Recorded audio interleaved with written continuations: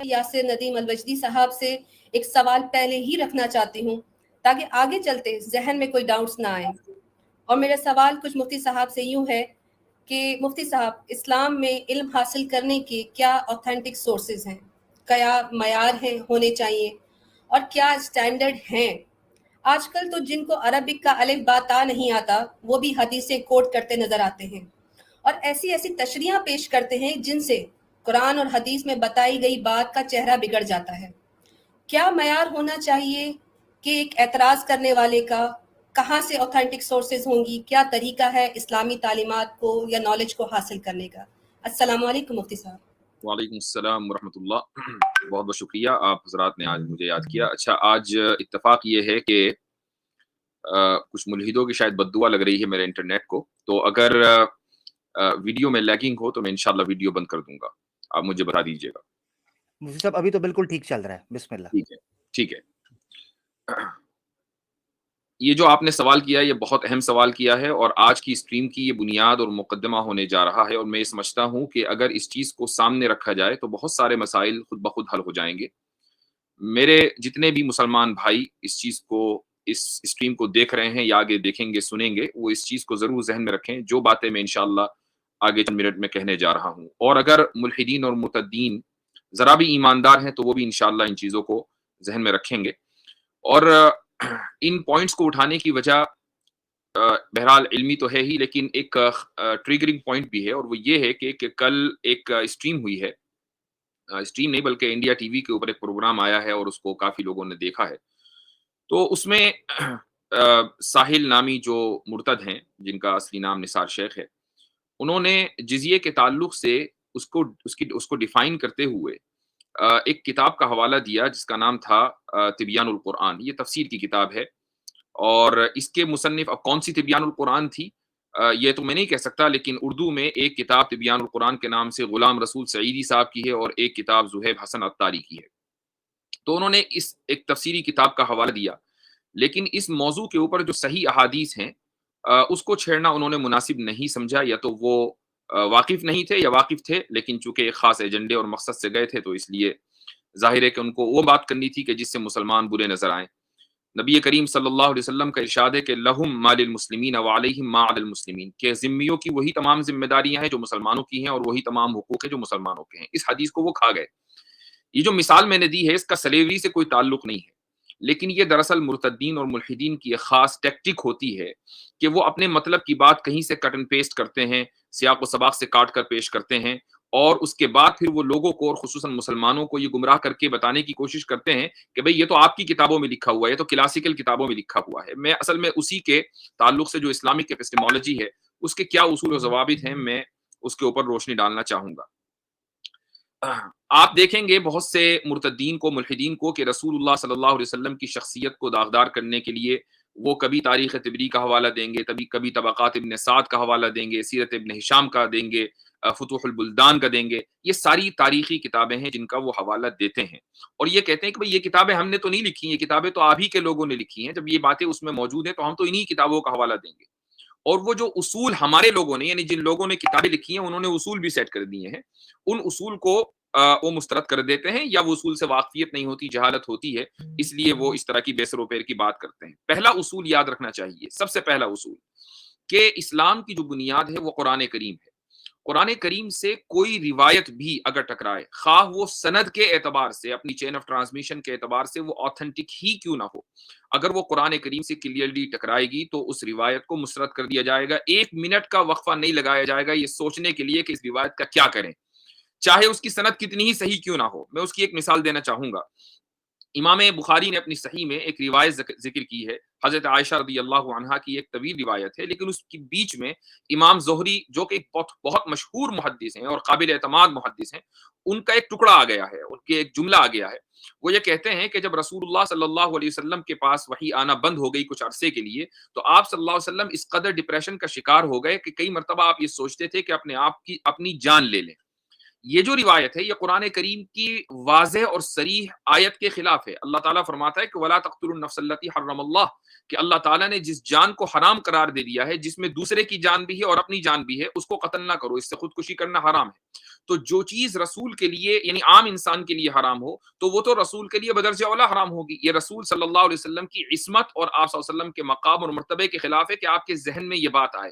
یہی وجہ ہے کہ امت نے اس روایت کو مسترد کر دیا, چاہے یہ روایت صحیح بخاری میں ہی کیوں نہ ہو.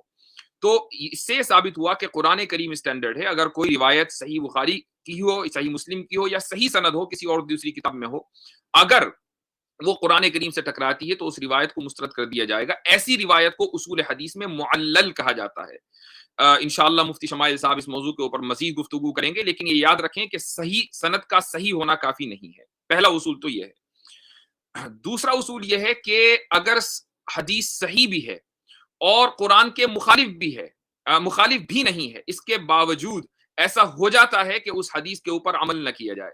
اس کی بھی ایک مثال دے دیتا ہوں. امام ترمذی رحمۃ اللہ علیہ نے ایک روایت اپنی کتاب میں ذکر کی ہے اور صحیح سند کے ساتھ ذکر کی ہے, اور روایت ابن عباس رضی اللہ عنہ کی ہے. وہ یہ فرماتے ہیں کہ رسول اللہ صلی اللہ علیہ وسلم نے مدینے میں بغیر کسی عذر کے ظہر اور عصر دونوں کو جمع فرمایا, یعنی ایک ہی وقت میں ظہر اور عصر کی نماز پڑھی. اور اس کے بعد امام ترمذی رحمۃ اللہ علیہ یہ فرماتے ہیں کہ اس روایت کے اوپر پوری امت نے کبھی عمل نہیں کیا.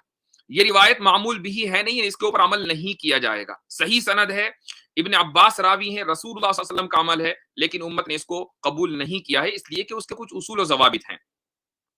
اسی طریقے سے جو ضعیف حدیث ہیں, اور ضعیف حدیث آپ کو تاریخی روایتوں میں بہت مل جائیں گی, تو ضعیف حدیثوں کے اوپر عمل کرنے کا جو اصول ہے وہ یہ ہے کہ وہ ضعیف حدیث اگر مثلا اسلامی عقائد کے خلاف ہے تو اس کو فوری طور پر مسترد کر دیا جائے گا, بلکہ اس کو موضوع مان لیا جائے گا, فیبریکیٹڈ مانا جائے گا. مثال کے طور پر اس حدیث سے اللہ تعالیٰ کی صفات کا انکار لازم آتا ہو, یا اس حدیث سے مثلا رسول اللہ صلی اللہ علیہ وسلم کے مقام و مرتبے, آپ کی ریپیوٹیشن اور آپ کا جو عصمت ہے, یعنی آپ کا معصوم عن الخطا ہونا, غلطی سے پاک ہونا, اگر اس کے اوپر حرف آتا ہے تو اس ضعیف حدیث کو دیوار کے اوپر مارا جائے گا, اس کے اوپر عمل نہیں کیا جائے گا. یہ اسی طریقے سے ایک ضعیف حدیث سے صحابہ کرام رضی اللہ عنہم کے مقام مرتبے کے اوپر حرف آتا ہو تو اس ضعیف حدیث کو فوری طور پر مسترد کر دیا جائے گا. یہ اصول و ضوابط ہیں کہ جن کو ذہن میں رکھنا ضروری ہے. اسی طریقے سے ایک اور ضابطہ ہے اور اصول ہے, اس کو ذہن میں رکھنا چاہیے, وہ یہ کہ محدثین نے علم حدیث اور مورخین نے علم تاریخ جو مرتب کیا ہے, جو پیش کیا ہے امت کے سامنے, اس میں ذرا سا فرق ہے. حالانکہ دونوں جگہ آپ کو روایتیں مل جاتی ہیں. وہ فرق یہ ہے کہ علم حدیث میں محدثین نے بڑی زبردست تحقیقات کی ہیں اور دودھ کا دودھ اور پانی کا پانی کر دیا ہے. صحیح حدیث کون سی ہے, صحیح لغیری کون سی ہے, صحیح لذاتی کون سی ہے, حسن لغیری کون سی ہے, حسن لذاتی کون سی ہے, ضعیف کے اندر بھی الگ الگ ویریشن ہے. تمام چیزیں بالکل واضح کر دی گئی ہیں, اور پھر ہر حدیث کی شرح بھی کر دی گئی ہے کہ اس حدیث کے کیا معنی ہے, کیا معنی نہیں ہے, اگر اختلاف ہے تو اختلاف کیوں ہے اور کیا ہے. لیکن تاریخی روایتوں کے ساتھ یہ نہیں ہوا. اکثر جو تاریخی روایتیں ہیں وہ دراصل ضعیف تاریخی جو کتابیں ہیں وہ ضعیف روایتوں کے اوپر مبنی ہیں. میں ایک اقتباس آپ حضرات کو امام طبری کا بھی سنانا چاہوں گا, لیکن اس سے پہلے میں یہ بتا دوں کہ تاریخی جو کتابیں ہیں وہ اکثر ضعیف راویوں سے آپ کو منقول ملیں گی. آپ اور ایسے ہی لوگوں کو, ایسے مورخین کو اخباری کہا جاتا ہے, محدث بھی نہیں کہا جاتا. مثال کے طور پر سیرت ابن اسحاق ہے, سیرت ابن ہشام ہے, واقدی کی فتوح الشام ہے, بلازری کی فتوح البلدان ہے, محمد بن سعد کی الطبقات الکبریٰ ہے, بلازری کی انصاب ہے. یہ ساری کی ساری تاریخی کتابیں ہیں. آپ کو ان تاریخی کتابوں کے اندر ضعیف سے ضعیف راوی ملیں گے. مثلا ابو مخنف ملے گا, آپ کو سیف ابن عمر کی روایتیں ملیں گی, آپ کو ہشام کلبی کی روایتیں ملیں گی. یہ سارے کے سارے متفق علیہ ضعیف لوگ ہیں. تاریخ طبری جس کو سب سے زیادہ ریفرنس پوائنٹ بنا کر پیش کیا جاتا ہے, میں اس تاریخ طبری کے مقدمے کا, جس میں امام طبری خود اپنی بات کہہ رہے ہیں, وہ اقتباس آپ حضرات کو پڑھ کر سنانا چاہتا ہوں. وہ یہ کہتے ہیں کہ